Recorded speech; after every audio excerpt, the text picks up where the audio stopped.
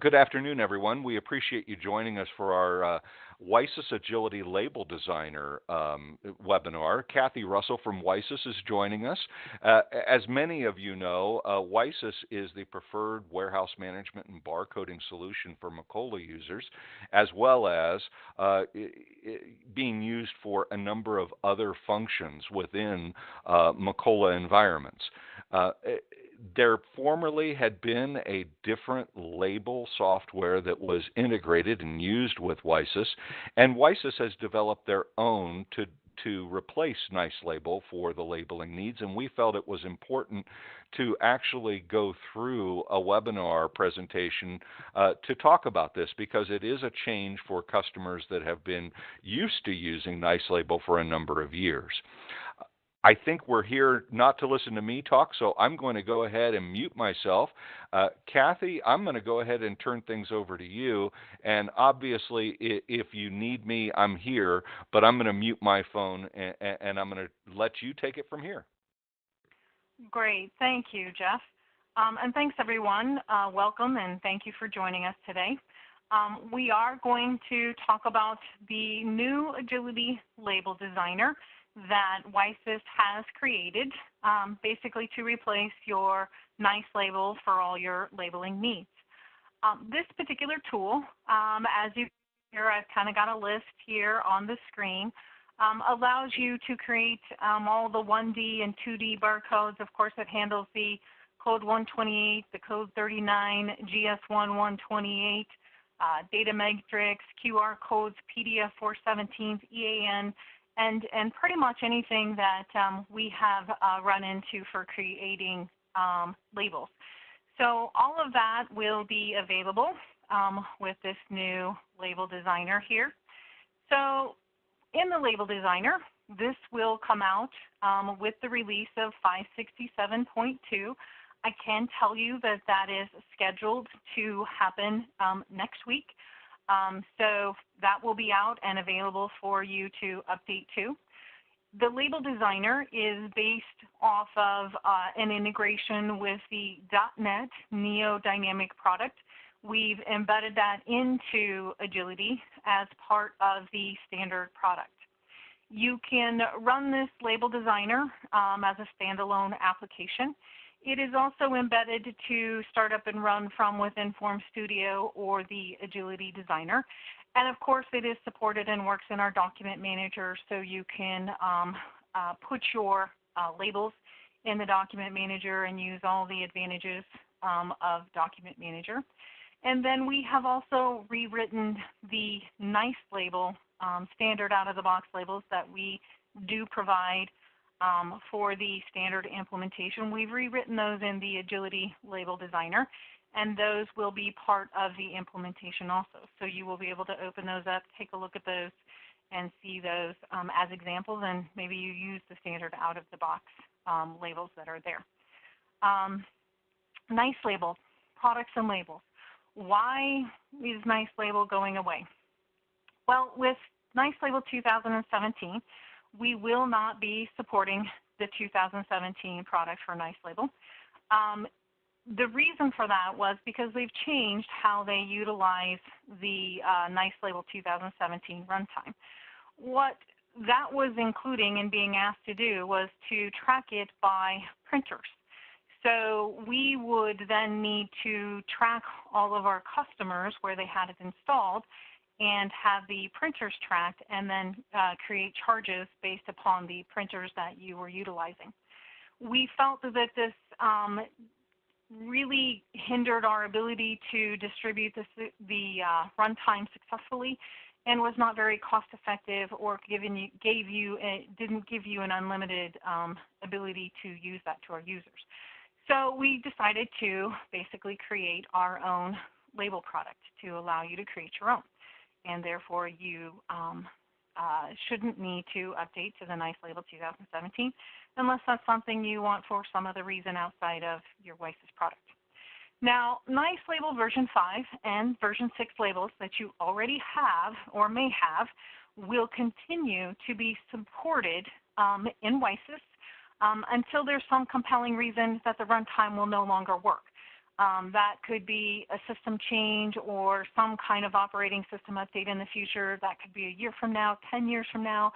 Never. We have that part of it's out of our control. But as long as it works, we will support the NiceLabel version 5 and 6. So there's no reason to run out and say, oh my gosh, I have to, go create this agility labels to get rid of my NiceLabels. You don't.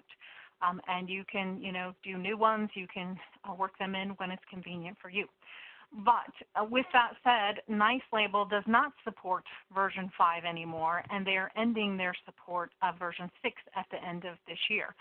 So if there are any issues with that, we will not be able to get any help with that.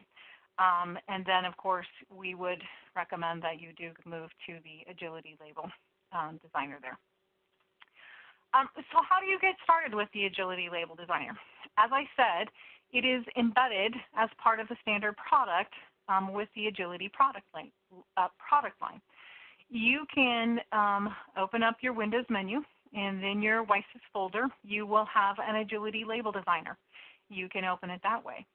It also is available if you go look in your File Explorer under the WiSys install. Under your Program Files WiSys bin folder, there is an executable for that label designer, just like there is for Agility Mobile or Agility Designer or Design Studio or Form Studio. There you can find that executable, and you can select it from there. You can also go on ahead and add that to your taskbar or your Start menu or create a desktop shortcut. The other way that you can run the new label designer is from within Form Studio and Design Studio. If you go to the Windows menu tab, you will have an Agility Label Designer button. So you can open it from many different places to what best suits you. When you do open the label designer, it is going to open up to a login screen. And here you will need to enter in your SQL Server name, and then it will prompt you for a list of Macola databases that it finds. Now, this does not mean you're only writing it for this database. It just means this is where you're going to run it to test it, to look at data. Because it's a SQL Server-based product, you can write anything you need in there and pull any information in for those particular labels. But you do need to start it here from that server and pointing to a database name. Once you go on ahead and you log in then, it will then give you an option here on the Home tab to select a new button, and you will then design the size of your label. You can also then enter in anything that you need for your particular type of printer and your particular forms. Do you need to do a mirroring? Do you need to cut it? Do you need to set some kind of print screen? You have that ability to go on ahead and enter in and set that information and click OK besides the size here. Once you have that entered and clicked OK, you will then open up to the main screen, and we will go actually set it to create the data that you want to pull for your label. To do that, you're going to click on the Windows Data tab, and on the Windows Data tab then you have buttons there. And we can open up the database there where it's going to open up to the server and the database you set, but you could make changes if you needed to get to it there. You can create parameters, and then also you will select the SQL Query button to open up a query designer, which is going to allow you basically to write any SQL query that you need to pull for label creation. So that's kind of a quick overview, and now what I want to do is I'm going to actually walk you through the creation of a simple label here. So I am going to go on ahead and pull over my virtual desktop here, and hold on here and let me close out this screen, and we will start it from the beginning. Jeff, can you see my screen okay? Yes, I can. Perfect. So here is my virtual machine, and you can see here that I do have my Agility label. There is a new icon here. I found that in the bin, and I saved it to my taskbar here. So I have this down available to start the label designer right from my taskbar. And I'm going to select Open. And as I said, it's going to ask me for my SQL Server name. If I had multiples, I would get a list. And then I have my database names. So I'm going to go on ahead and click 300 here is my database. I'm going to click OK. And it's going to open up the label designer. In my label designer, I'm going to click a new label that I want to create. This is I want to set my size. I'm going to do a 4x3 label. Excuse me. And here I'm going to click OK. So I can see the size of my label. The next thing that I'm going to do here is I can see my home button here, and these are the tools where I will actually utilize and start creating my label. But first, I need to go grab my data. What's the data that I want to use to build this data? I'm going to click on my data tab. And here, of course, is the database that lets me open that and change it should I need to. I can open this up and create parameters, new ones or delete ones. But I'm going to go straight to my SQL query here. And it's going to open up a query window editor. And in this window editor here, let me drag this up a little bit here. This works very similar to the Design Studio editor here. I have up here my design group, my data group, and of course my SQL group to save this. I can copy and paste, so maybe I want to design this in SQL Server Management Studio. I could do that to design my query to pull my data that I want on my label, and I can cut and paste it in here. I can also click on my table list, and I will get my table list down here, which will allow me to see all of the tables and views that are in my Macola database here. And I'm going to build just a quick standard inventory label. Now, if you looked at the NiceLabel label, and you looked at that as an example there, or you look at the sample new ones that we've sent out for the Agility Designer, you'll see that in the past what we have done is we've created in those standard labels, we have, I can actually type this, standard label. So here's a view that's been created. And I could utilize that view, and I could open that up, and that would have all the fields that I need for this particular standard label. And you would see that if you opened up the samples or the out-of-the-box ones that we sent. Or I can simply go find those tables myself. I'm going to build a quick inventory label, so I can print this out in my Agility Mobile print label. And here I know I'm going to need the IM/INV, whoops, I can't type, IM/INV location. Now, in your table, of course, we have the SQL table, and then we have the WiSys view. We always recommend using the WiSys view if you can. So I'm going to choose the inventory location, and I simply double-clicked it. So I just started typing here. It took me straight to the table. I double-clicked it. The other thing that I can do here is I need my inventory item master table. So I need my IM, ITM, IDX also, and I can also just drag it versus double-clicking it over here. And now I need to link those tables. I could type it if I just want to type up here because I'm really comfortable and familiar with SQL, or I can drag and drop and link my tables together just like I would in Design Studio. So I'm going to go on ahead and drag these across, and you can see it built my join up here. And I also then, of course, I can right-click on it, and I can, do inner joins, outer joins, left joins, right joins, or I can click on the properties, and I can get all the data from here and not from here. Depends on what you're building there. The same way to, multiple ways to do different things. I also will, if this is a serial lot item, I would need my serial lot table.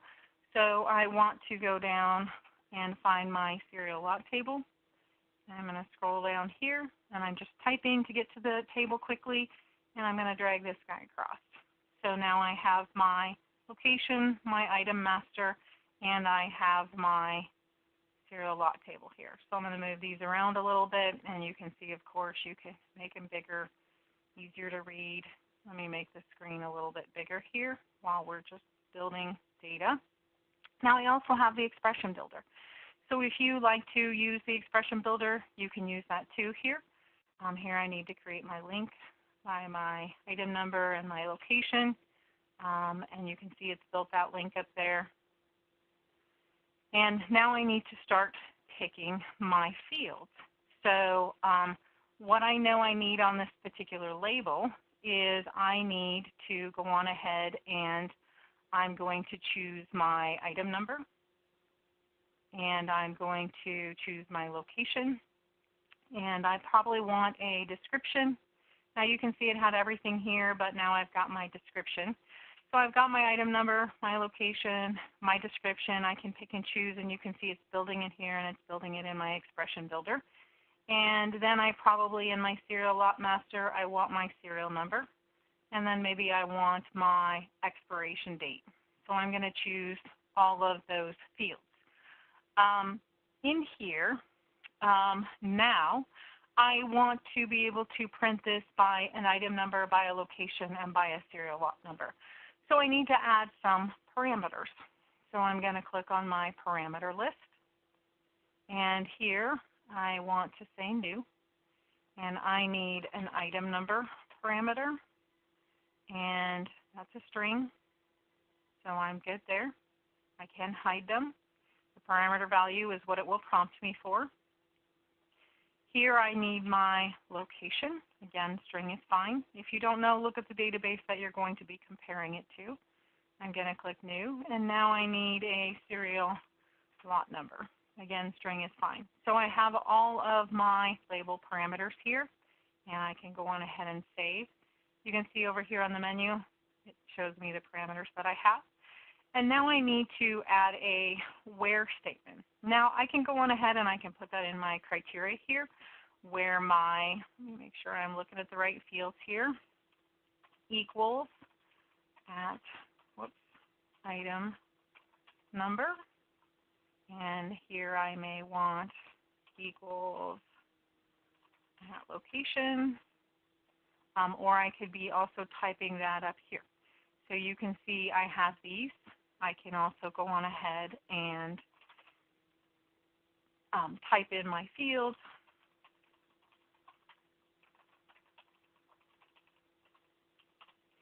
Equals the serial lot number here. And you can see the minute I did that, of course, it changed it. So I can also do the format, and it'll check and reformat everything and make it look pretty in SQL here. So you can see it's built down here in the expression, very easy to use with drag and drop functionality here. And now I have my particular query. Now, a best practice that I would recommend is that the item number is an item that we are going to barcode. So let me pop open really quick here. I'm going to pop open a secondary screen here, and I'm going to open a label that we're going to kind of work on building. You always have specs that your labels need to be designed like. So this is kind of like, in this instance, opening up a spec. So here is all of the out-of-the-box labels that we distribute, and this is just the standard printer one. And I'm going to go on ahead and open a secondary one so we can kind of look at this. We've got a logo, and we've got an item number. We want to display the item number. We want a barcode on here. We want our descriptions, and then the serial lot number we want to view, a barcode, and then we want the expiration date. So with this is kind of what we're going to build. Any items that you are going to barcode, it is often best to go on ahead and make sure that you're trimming out those fields to remove any empty spaces. If there are empty spaces in there, then it may cause problems for the barcode. So it's always just kind of a best practice, just trim those off. So I'm going to very quickly here on my item number, because I'm going to barcode that, I'm going to do a right trim, and then I'm going to do a left trim for SQL. This is just a SQL command. And so I did a right trim and a left trim, and then I need to give it a name. So I'm going to as item number. So I just gave it a name. I'm going to do the same thing with the serial lot number. Now, you may not have spaces in yours. It could be fine. I always build them that way because I don't know what kind of data, and some people sometimes have data issues. So this kind of just helps prevent it, or at least it helps cut it down. I'll put it that way. So this is another field I'm going to barcode. So I'm going to go on ahead and do a right trim as serial lot. So that's the barcode field. Another thing you need to look at is your data here. We've got an expiration date. And I may need to do some formatting here to go on ahead and convert that to the way I want it to display. So it may not look pretty in the database, and I want to run a conversion on it. Now, I can just know, what I'm supposed to type. I can say, I'm going to do a convert, and I'm going to give it the code. If you're not overly familiar with SQL or you're not sure what should be in there, what I would recommend is go on ahead and open up one of the sample ones. They're out here for you to take a look at and to use. So here I have the second one open, and if I go to my data table, I'm going to pop open my SQL query, and what do I need to do? There's a few things in here that we'll talk about quickly to convert this in the format that I want it to view.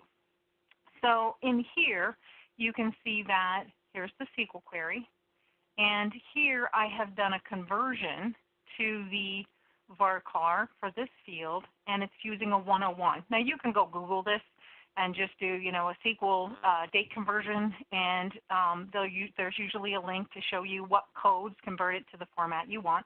101 gives us our month, day, year, and then I give it a name. So if you're not sure how to do that, feel free. Open these up and take a look at them, or you can always Google it.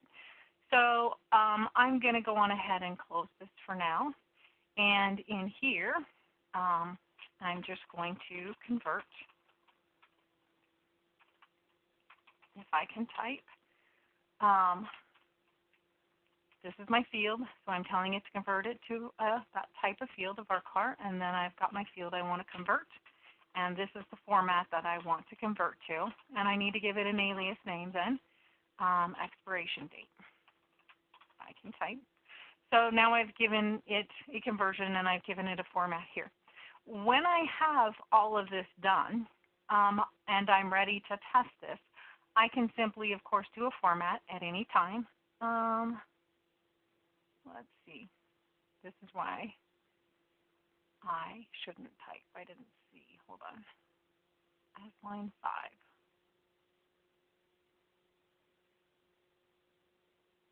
Kathie, I just want to point out one of our attendees was posting in the Q&A that line 5 needs a closing parenthesis. Line 5 needs a closing parenthesis. To close the trim on serial lot number. Oh, yes, exactly. I see it now. Thank you, Larry. Yes, thank you. Okay, so now when I click my format serial lot, everything looks pretty. When I want to execute and test this, I go on ahead and say, here is my prompts for my parameters here. I know I'm going to test frame ASYL is an item I have. It is location MA. And then hold on here. Let me grab a serial number from my database. And I'm going to copy and paste that in. And then I'm going to click Save. And obviously not from this database. So hold on. And let me grab a label to scan.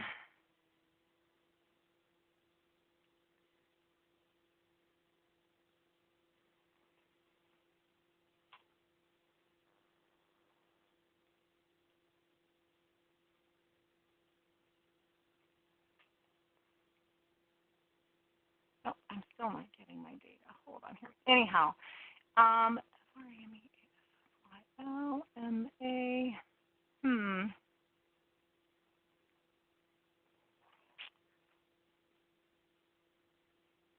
One second here.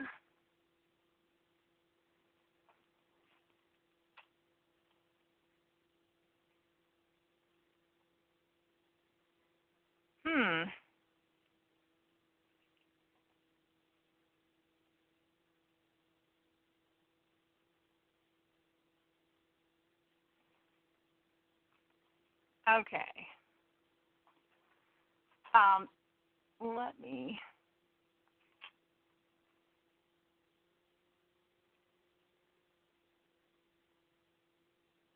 Oh, I'm grabbing the wrong items for the wrong labels.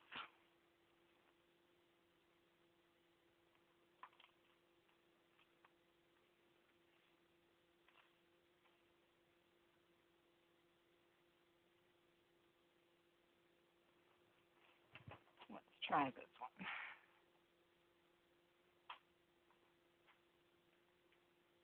I've been playing with this label program for way too long. Nope, okay. Let's do this here really quick. I'm just going to take this parameter out here, and then you'll see all of them. You'll not see all of them. Item number, location.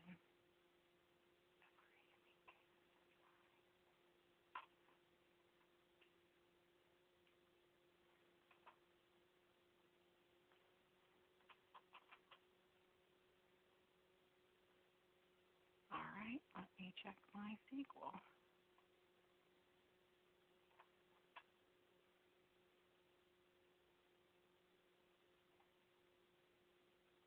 Kathie, Bob just sent in a message and say, pick a different item, try the fork.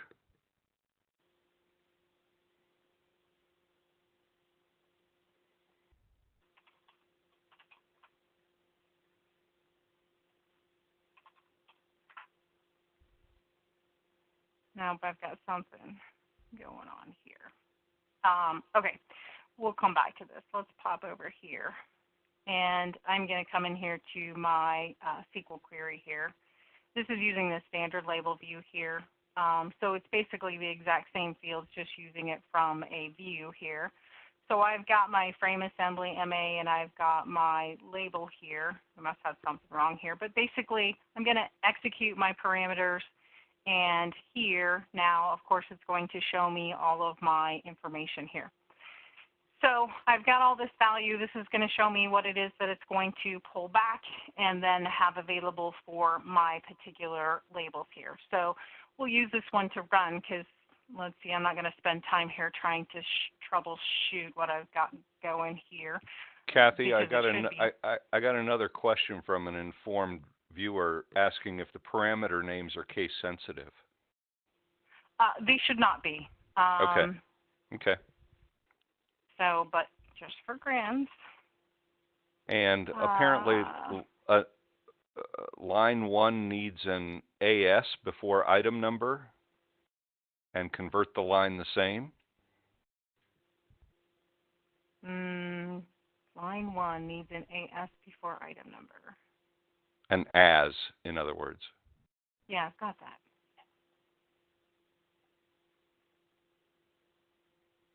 Sorry, we have attendees who are trying to help. That's okay. I know. I understand. Sorry about this, guys. There we go.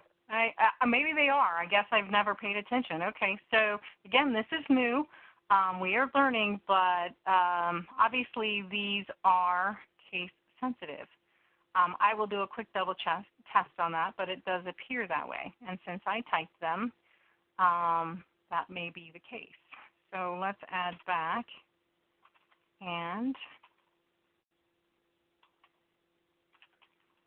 so you guys can watch me type here.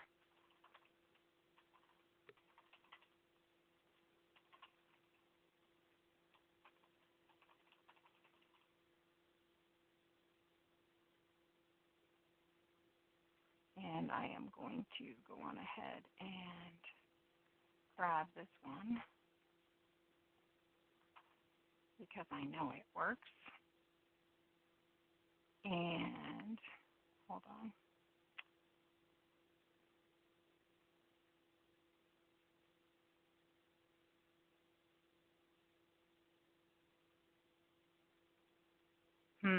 Okay.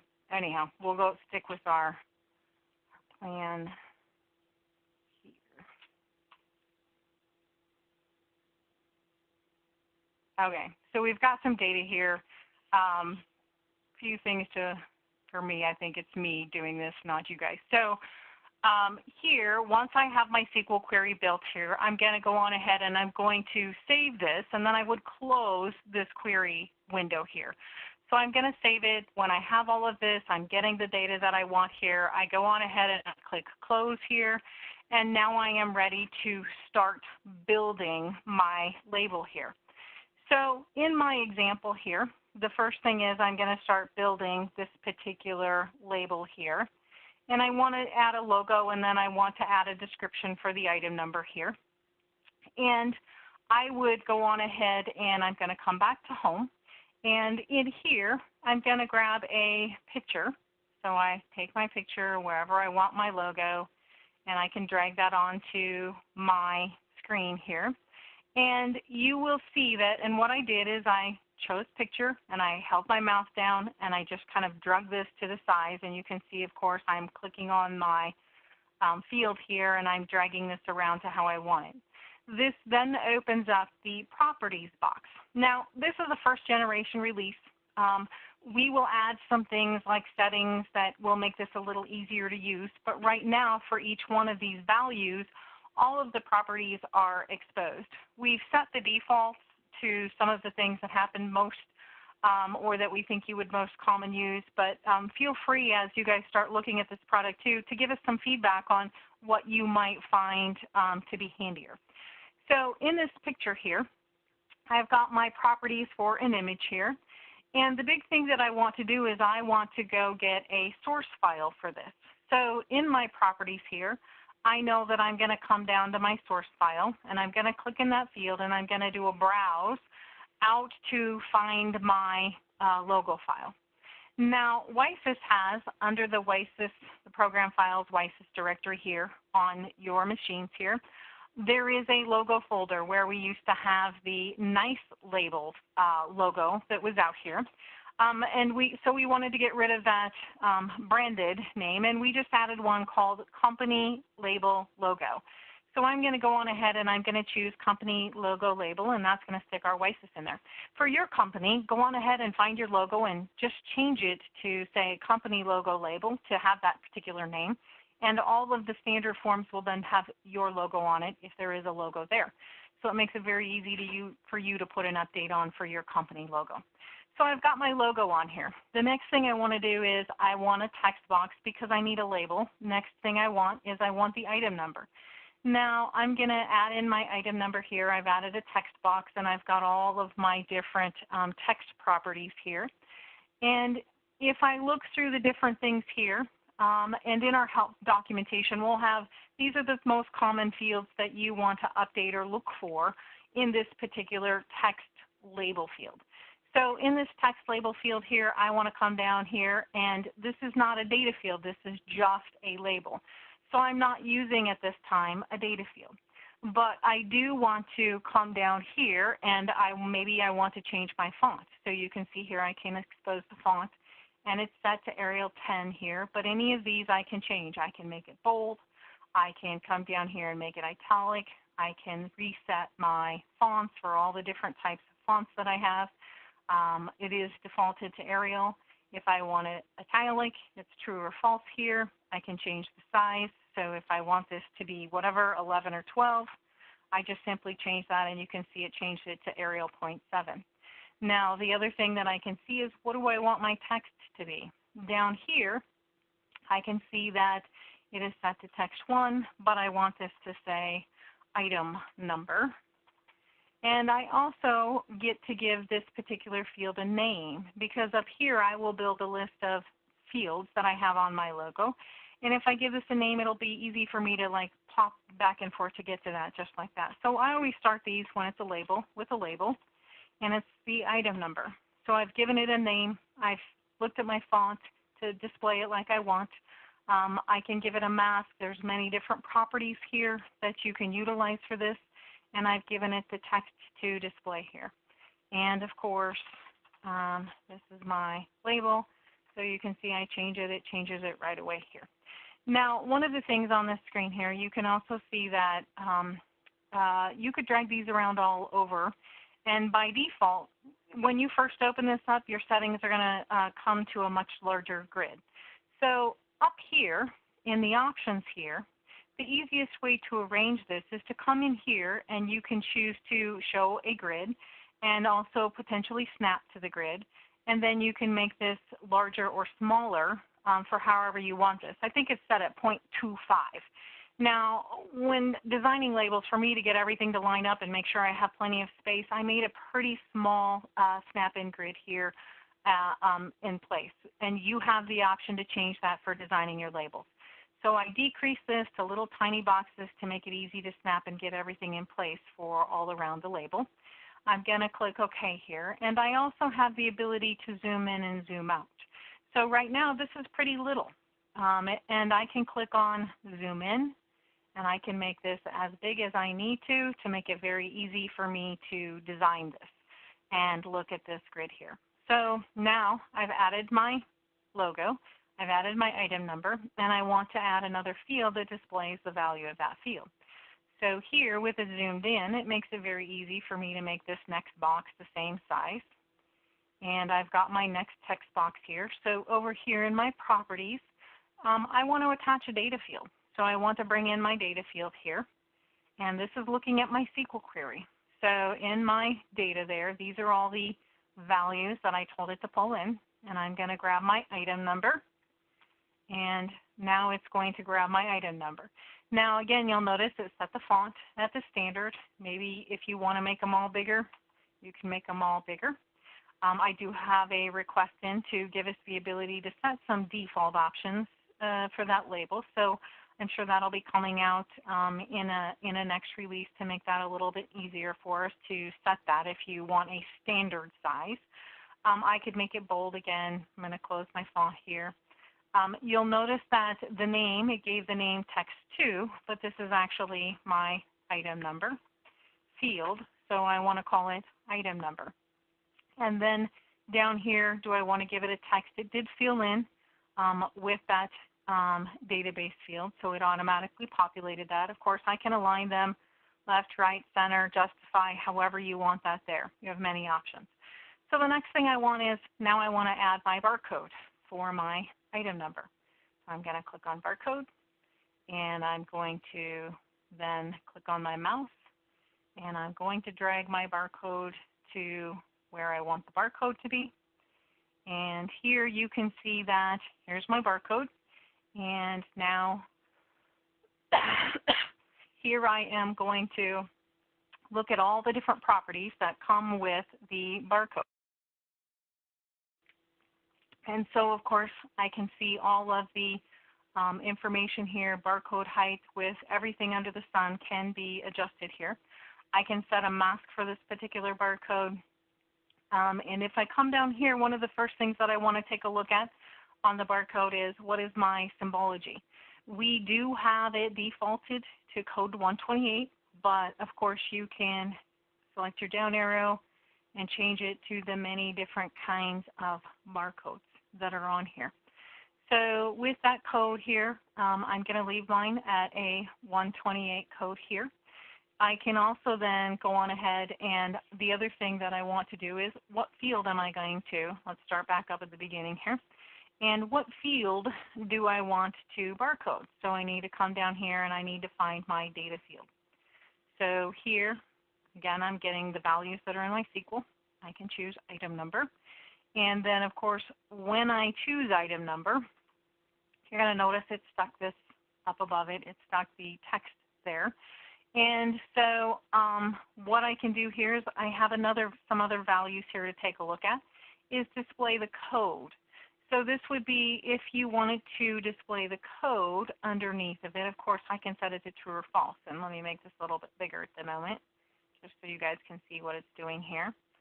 It is setting this code right now just to the mask that it has.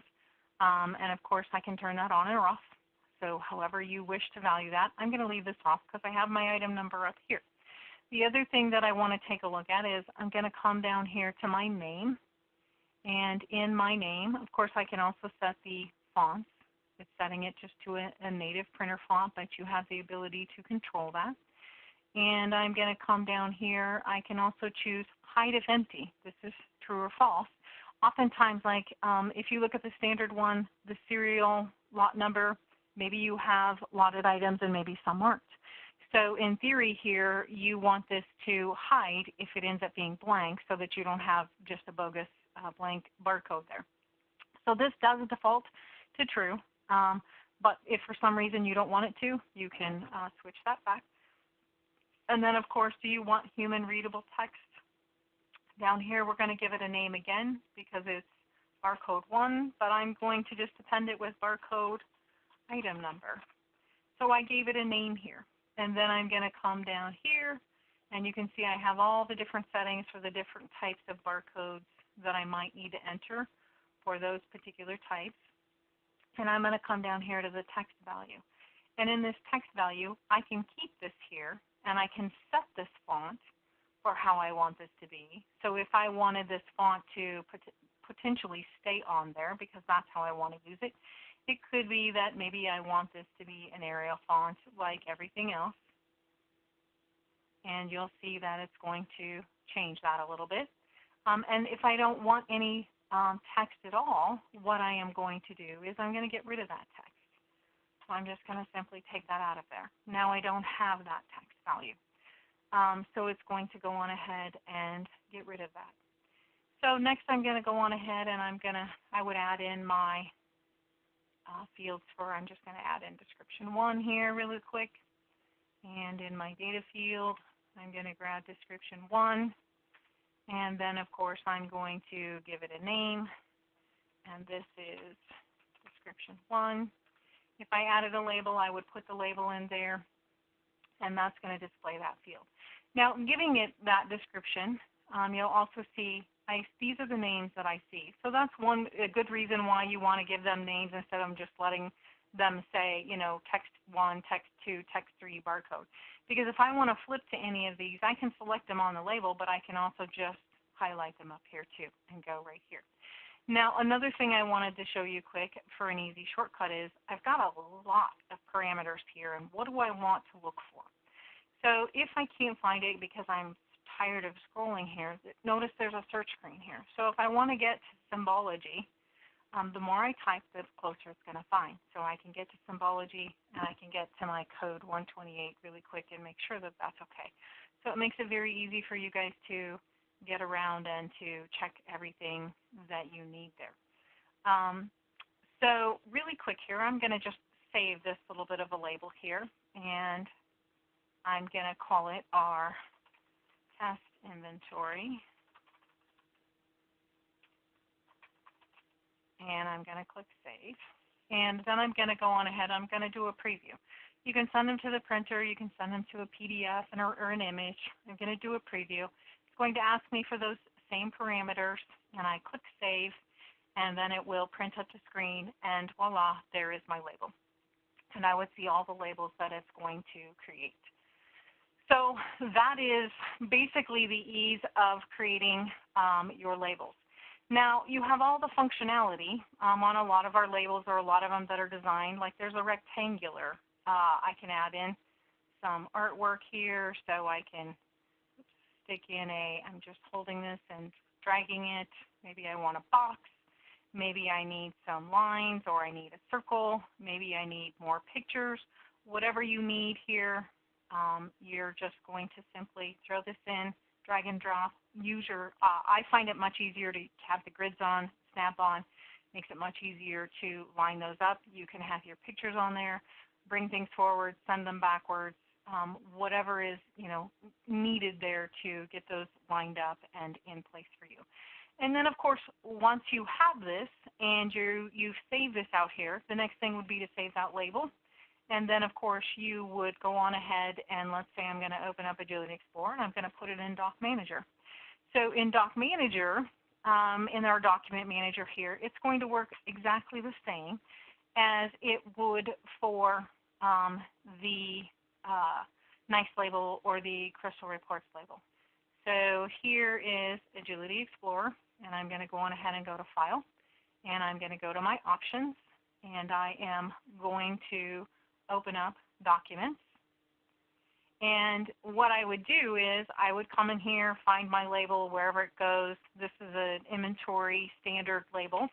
I'm going to open up the area where I would be utilizing this if you're using that print functionality, or maybe you're using the user-defined. They would work down in here in the user-defined also.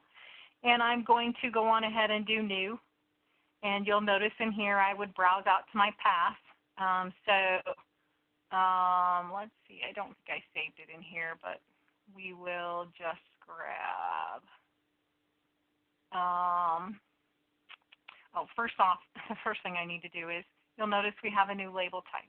All of your labels are saved with the WLB extension here. So I'm going to change that to my WLB extension.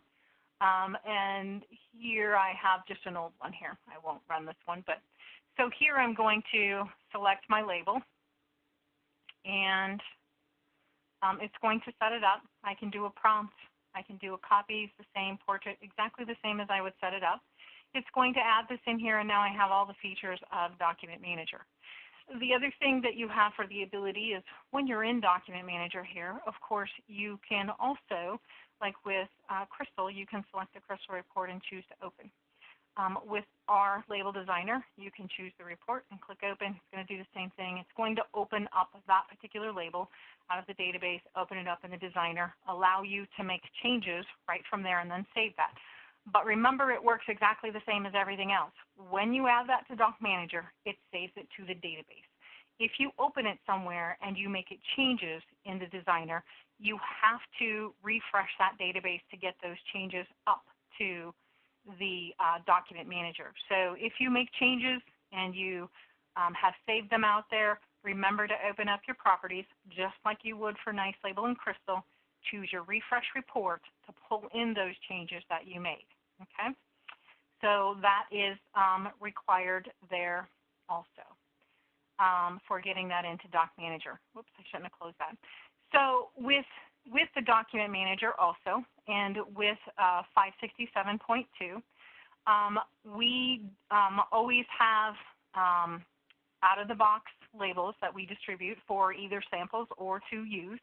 And if you browse to that doc folder and click OK, you will see these, of course, are the Crystal reports that we do out of the box. These are the old NiceLabel ones. So as far as the distribution docs, there was a PO receiving and a standard inventory label. If I select the AL, that is the extension for the agility labels, you'll see we've replaced those, or we have the PO receiving and the standard inventory label in place. You would simply select those if you want to pull them into your system and take a look at them, and you can choose import. So we have that for the package documents, and the palette management documents are all available in the agility label that will be part of that, and you just simply import them and they will get pulled into the documents section for you automatically, so you will have them there. If you want to pull them in but you don't really want to use them, you can go on ahead and pull them in and then just go on ahead and disable them. So turn them off if you don't want to use them, but you want to take a look at them. You've got them there available to you. So that is a really quick overview here. I can tell you I'm going to pop into the existing one that I have created to replace that, and I'm going to take a look at the query. You have full SQL abilities here, so anything that you can do in SQL, you can then pull into for your label designer here. So here now, you'll notice that I'm using this standard label view, but you can see here I had to do some case statements because what I needed here is I need to put a label on that when it's lotted it says lot, and when it's serialized it says serial number. So I just simply did a SQL case statement here to variable that label, and of course then this field is label serial lot, so the label changes for whatever prints on the label at the time. I did the same thing here with the expiration date. So again, it's looking at the serial lot field. If it is lotted or serialized, it's going to use the expiration date. If it's not, it's going to come up blank because you don't want that field there. Now, maybe you don't care if they come up that way, but if you do, a case statement is easy to do. If you need to grab data from another table that isn't Macola or even another database in your SQL query here, you can certainly build that out and pull that in very easily. It makes it easy to get to whatever you need to put on those labels. Okay, so that is, now one of the things that I did want to point out here is, so here is serial lot, and how do I know what it is that I need? So for instance, I'm going to go on ahead and I'm going to open up really quick here. I'm going to open up my label here for the UCC 128. So on the out-of-the-box UCC 128, you can see this is hidden, so it comes up hidden here. But here's a serial lot shipping container. And how do I create this serial shipping container? I'm going to then pop back really quickly here to, I'm going to go back to my PowerPoint, and we will jump into the PowerPoint really quick here. And what I'm going to do is we'll come back to those. To assist you when you're doing your label designer here, we're using the Neo-Dynamic Barcode Symbology. And this is a link here, and it will be in our help documentation. What you can do here is you can go to this website here, and that is going to open up this particular screen here. And I'm going to click my back button here. And on the Neo-Dynamic page here, these are all the different symbologies for the different types of labels that you might want to make. And when I scroll down through here, and you can see all the different types of barcodes that are here. And I'm going to go find that SSCC right here, SSCC 18, and I'm going to click on this name. And when I click on this name, then I'm going to scroll down here, and of course it's going to show me how to create these barcodes in this parameter. So what parameters do I need to change? So through here it's telling me that I need to change my symbology to the SSCC 18. I need to add a checksum digit. I can set my barcode with my quiet zone, my top margins, bearer bars, and of course this is what it's going to produce for an output. So any labels that you, or barcodes that you need to create, there are so many of them. We want you to jump onto this site here, of course, find what it is that you need to do, and of course when you come down here it's going to give you examples here of what you should do to create those values. Okay.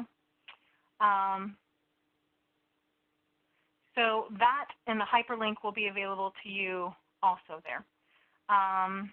So that is how you would get to the all the many different kinds of barcodes that you might need to create. So let's jump back here to the PowerPoint really quick here, and let's talk about the Agility Label Designer. How do you get it? Well, it is part of 567.2. It is bundled into the standard product, and when you update to 0.2, you will get the Agility Label Designer, and you will get all of the sample or out-of-the-box Agility label, barcode labels that are out there. What does this mean for your existing NICE labels? Version 5 and version 6 will continue to work. The runtimes will continue to be distributed for right now, and once you have them on there, they will be there, and you will be able to continue to use your 5 and 6 labels, for as long as the runtime works. How can you convert your existing NICE labels to Agility labels? If you have, and I know we have various different people here, if you have WiSys developed labels, if we created these labels for you and they are under part of your maintenance contract, you need to contact our support department, and our consulting will take a look at those if you would like to convert them when you're ready, and they will convert those labels for you as part of your active maintenance contract. If WiSys created the labels for you but you don't have a maintenance contract on those, you can certainly contact us, and again, contact support and consulting, and they will talk to you about a discounted hourly fee to convert those. And then, of course, if you have in-house created or you have reseller created labels, get with your reseller. They will be able to take a look at creating those labels for you. Or if you would like, you can use WiSys consulting or training, which we can do for you to teach you how to use it at a currently hour rate. Or we will also have on Thursday, December 13th, we will have a little bit more in-depth on how to get started with creating the labels. So we'll go into a little bit more of the detailed labels for the different barcodes that you would need. But basically, it's going to be very similar, just a little bit more detail. Again, I kind of showed you guys this link for the Neo-Dynamic Barcode Symbology. to utilize when you have any questions of those parameters. What do I need to change to get the parameters that I need? On our help site, we will have, of course, the recommended parameter or property fields that you might want to set to, like on a picture, do you want it black and white, depending on what your printers are? Do you want me to, how do you lock the aspect? Do you want it to set to fit? Barcodes, do you want to change it to middle left instead of middle center? Do you want to hide it? So those kind of things, just as general suggestions, will be available on our help site. This just kind of talks a little bit about the Neodynamic and how to get to the codes that you want to change. And then now we can open it up for any Q&A that you guys may have. We have Jeff, lots do we of have any questions, Kat. Yeah, we do. Thank you, Kathie. So a couple that came up there at the end, I want to make sure that I ask about. You mentioned a presentation on December 13th, training webinar or video. Is that yes. Is that something WiSys is hosting? Yes, WiSys will be, we will be releasing 567.2. It is scheduled for next week. When we do a release that has anything of substance in it, we will have a What's New in 567.2 on December 11th to talk a little bit about the document manager and the F1 help, the things that will be released in point 2. And then on the 13th, we will go into the label design and kind of how to get started. If you have, the talent or, for anybody that wants trained, the resellers that want a little bit more detail or anything that's out there. Okay. All right. And another, you mentioned the support or help section of your website. And I personally want to say that WiSys has a tremendous help section on their website. If you have not visited it yet and you use WiSys, I suggest you go there immediately following our webinar, because the amount of information and knowledge that is available there is tremendous and very, very helpful. Now, let's get to some questions. So we've got several questions from our attendees, Kathie, so I'm going to give them to you just in the order that they came in. Will this software support automatic check digit calculation as NiceLabel did? Yes, it does. Okay, that was an easy one. How does this impact Crystal reports? Separate question, obviously. Yeah, Crystal reports, if you do labels in Crystal, this could replace those Crystal labels, and you could utilize the label maker. You could utilize Agility Label for those Crystal labels. This tool does not replace things like packing slips or pick tickets that are, full-size things that are meant to be like that. So Crystal is still the product to use for things like that, but definitely any labels. NiceLabel was brought in, of course, because Crystal doesn't always handle little teeny tiny labels, or a lot of times it has issues with that, and that's what this is to address. So any of your labeling needs, be them Crystal or be them NiceLabel, the Agility Label Designer is for that. Okay, but not the documents that you would use Crystal for, correct? Correct. Okay, perfect. Will these WiSys forms be overwritten during upgrades? And he didn't specify, or she didn't specify, whether that was a minor version upgrade or a larger version upgrade. So if you could address it both ways, that'd be great. If you are using the standard out-of-the-box labels, so the WS standard or the palette, if you're using any of those standard ones, you should not make changes to those, because at any given time when we do an update, those could get pulled down again, or someone could go into your document manager and tell it to import again, and it's going to overwrite them. If you would like to make custom changes to those, what you're going to want to do is rename them. Maybe you put your company initials before or after. That's just kind of a best practice. We generally do that when we're doing that, to give it a company name. I know that Resellers and Algorithm always does that too. That protects them to, number one, identify them as being custom, and number two, it gives them a different name so they're never going to get overwritten. I would always recommend saving them on a drive where they're going to get backed up, so that should you need them, you've got them. But that's what you should do if you're going to utilize our standard out-of-the-box ones to start with, and you're going to customize them just a little bit or even a lot, is to give them a little bit of a different name, and then they will never get overwritten. Perfect. And obviously that's a best practice on any type of document that you're creating. Yes, it is. Right. Okay, perfect. A separate question about the, I think this came in during the logo images that you were working with. Are images not stored in the database, or are they stored just on the local computers where WiSys is installed?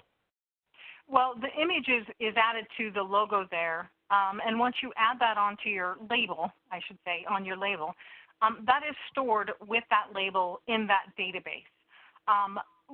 Images themselves are not necessarily stored in the database as part of that at that time, but once it's added to the label and it is put up there, it is stored as part of that. Okay, perfect. A different question. Does WiSys ever plan to make the SQL IntelliSense live in the Query Designer, or do I need to stick with SSMS for SQL design? Well, because it's going through the tools, I know we will be updating it. It kind of depends on the tools that we use to create and utilize that SQL query. So it is possible as part of that update for the tools that we use.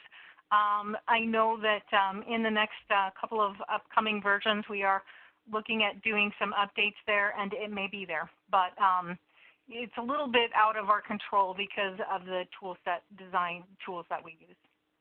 Okay. But hopefully, I agree, it would be nice if it was there. Okay.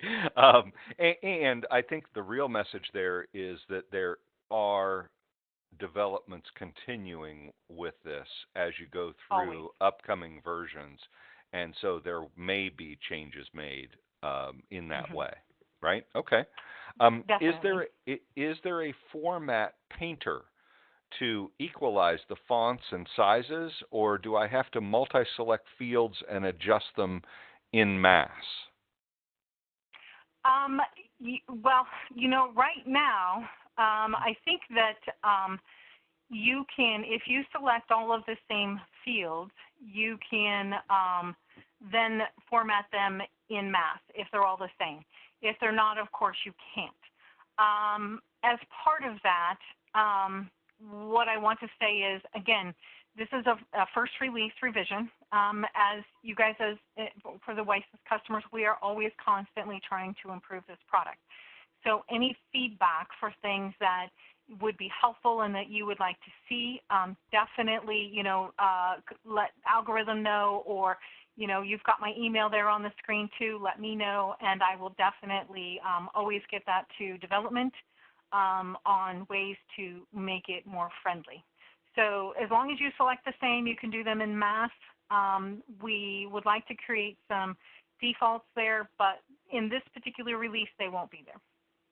Okay, that's a fair answer. And then the last question I have so far, in case any of our attendees would like to ask follow-up questions, now would be a good time to do it. How do you create a concatenated field using multiple fields? Does the designer support custom delimiters on concatenated strings if it does not support concatenation? What you can do in SQL, you can put in your label. So in SQL, you would concatenate your fields to be one field, and that would be the field that you would pull into your label. Okay. I hope that answers all of the questions that we received from our attendees during the presentation. Obviously, if you have follow-up questions or you would like to ask additional questions, either please contact the sales team at Algorithm. You can contact us at salesteam@algorithminc.com, or by calling 888-522-8588 and asking for your account manager, or as Kathie pointed out, she has her email address and the phone number for WiSys here on the screen. And I am safe, I'm assuming, in saying, Kathie, that if anybody has any follow-up questions and sends them to you, that you'd be willing and able to answer those? Oh, definitely, definitely. So, Algorithm is a great resource. I know this was kind of open, so you guys can definitely follow up with Algorithm, or you can, contact me and follow up, and we will also get back to you. But we really appreciate Algorithm bringing this to you guys. So thank you, Uh, Jeff and team there. Absolutely, Kathie. Thank you. We appreciate you taking the time to share the information with our customers and the other people who are attending our webinar. One thing I want to mention before we exit this afternoon, and we've run a little bit over our allotted time, so our planned time, so I hope that's okay. I'd like to point out a couple of things that we were talking about recently about WiSys, and one of them is WiSys does have their web licenses available now, and I don't know if any of you have taken advantage of that opportunity, but it does give more flexibility in the way that users can access WiSys. And surprisingly, WiSys actually priced those the same way that they did the desktop licenses as a 5-pack at only $500 each. And depending upon when your annual maintenance renewal is, there may be a small proration of the maintenance due, but obviously if you're considering adding more users, depending upon what you're needing them to do within your system, this might be a more cost-effective and flexible option than just simply looking at a Macola user.